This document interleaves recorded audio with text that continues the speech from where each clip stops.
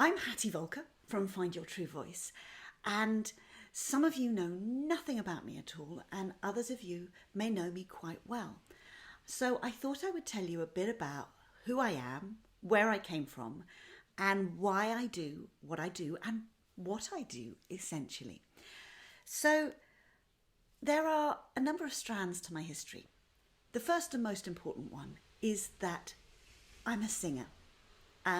I have been a singer, and for me, the definition of a singer is somebody who loves to sing. It has nothing to do with how well or badly you or others think you sing. It has everything to do with that intrinsic desire to sing. Because as a child, I sang with a voice that was free and large and joyful and filled a space. And I used to win competitions without even thinking about it. And then suddenly my voice started to change. As some of you may know, that women's voices take longer to break, but they do actually break. And my voice got big, and my confidence got small. And around about the age of 18, 19, I had a massive knockback. And I stopped singing for about 17 or 18 years. I didn't manage to get into the university choir, and having always gone into every choir and sung solos and done all of this all my life, it was a huge shock to my system and a blow to my ego, because singing had been the thing that I'd always done really, really well. So who was I without my singing? And it became a bit more of an existential crisis of who am I? But I didn't sing because I couldn't sing the way I wanted to sing and produce the voice that would have the impact on people that my voice used to have. So I carried on with my life. I got a job, and then I retrained to become a barrister. Always having in mind that I will do the first stage, and then when they discovered I wasn't clever enough to be a barrister, I could stop. And that was always my safety net. But somehow I got through the first stage, I got through the second stage, and I got my pupillage, and I got my tenancy in a lovely chambers in East Anglia. At the time I was feeling, goodness knows, why are they giving this to me? How, on one level, I was really intellectually confident, and on another level, I was full of self-doubt. And what I now realise was this perfectionistic streak of having to get everything perfect, having to get everything right. And I spent 10 years as a barrister, as a family law barrister in the main, and there were aspects to my job that I absolutely adored. I adored the intellectual challenge. I adored the subject matter, because for me it felt like it was one of the few areas of law where you're trying to make things properly better for the main subjects, the children in the case. And so that aspect I absolutely loved. But this self-doubt crippled me. Despite feedback that I was doing a good job, despite having a really good practice and people hiring me and rehiring me to do work, I constantly questioned myself. Every time I sat down from cross-examination, it'd be like, what questions didn't I ask? What should I have asked? And there was this constant nagging voice in my head. But I carried on and I carried on. And eventually I had 2 children. I was running a household with 2 little kids, and I got pregnant again. And that seemed to be the straw that broke the camel's back, because I developed an illness called postural tachycardia syndrome, POTS for short, which meant, as my consultant, it took me 3 years to get to my consultant, but when I got to the consultant who knew all about it, he basically said, you'll never be a barrister again. And so this was existential crisis in my life, number 2. Who was I? Being a barrister had defined who I was. It's an entree into any conversation. You say, I'm a barrister, and people go, oh, and suddenly you can talk to anyone. So it was this little safety thing of, I am good enough, even though I didn't feel good enough in any way, shape or form. So I was ill. And I still have the illness, but I have learnt to manage it in a way that I can live my life. And I did go on to have a third child, my lovely Freddie, who is a bundle of joy. And even now, at 8 years old, he's still my bundle of joy, has wonderful dimples and smiles. So was a wonderful addition to my beautiful family. And then after a while, I was like, well, what am I going to do now? So I retrained as a life coach. But at the same time as this, I had gone back to singing.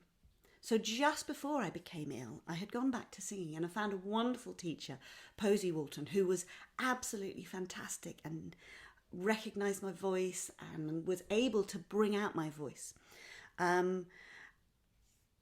But I started going to a place called Ames International Music School, run by two wonderful people, Penny and Neil Jenkins. And they transformed my life in terms of singing.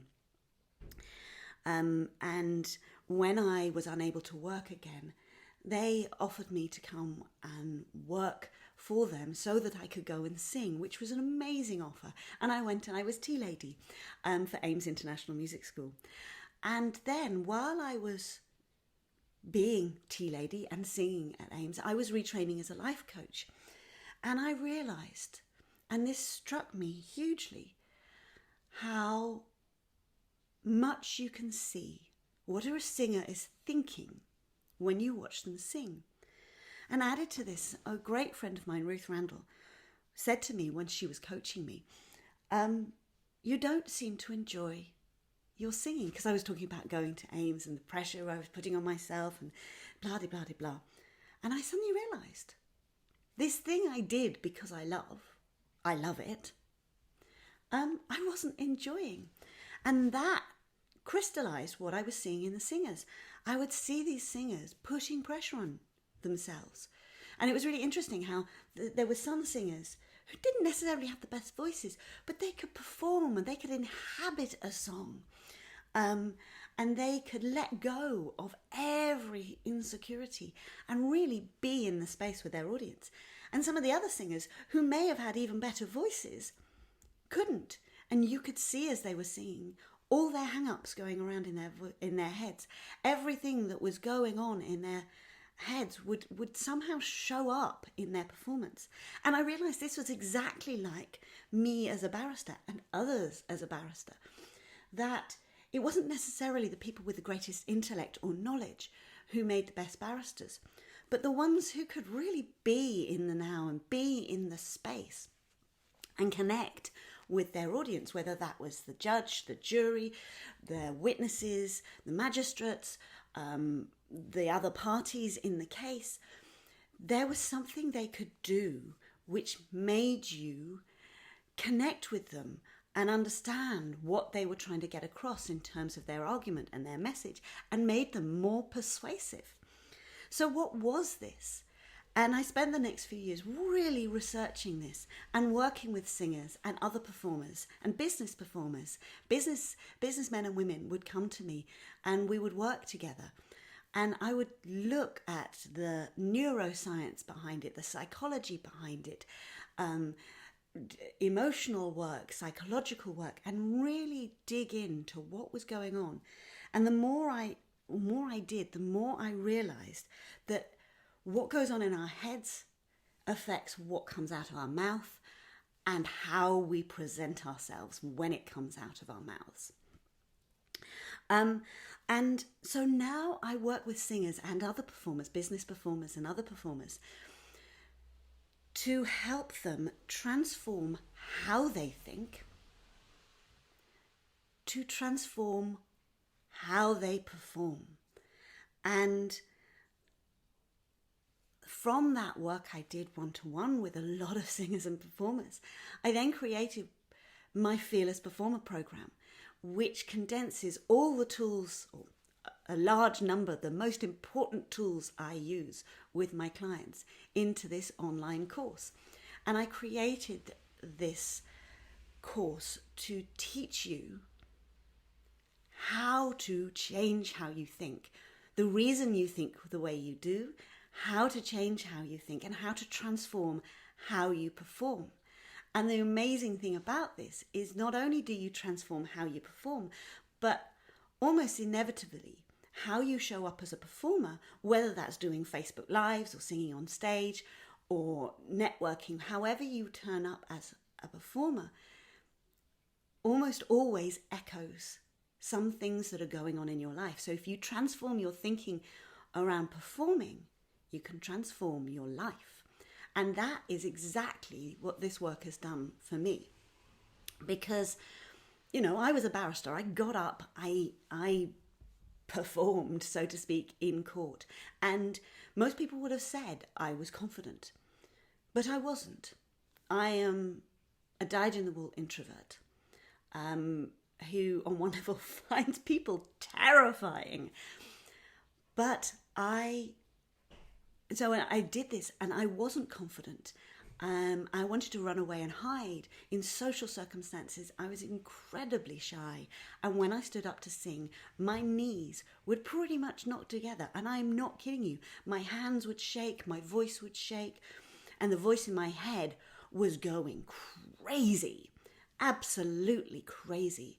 And what this work has done has transformed how I think of myself, how I think of myself as a performer, what I think performance is, and what I give to my audience, so that I can sit on these videos and talk perfectly naturally to those of you that are listening.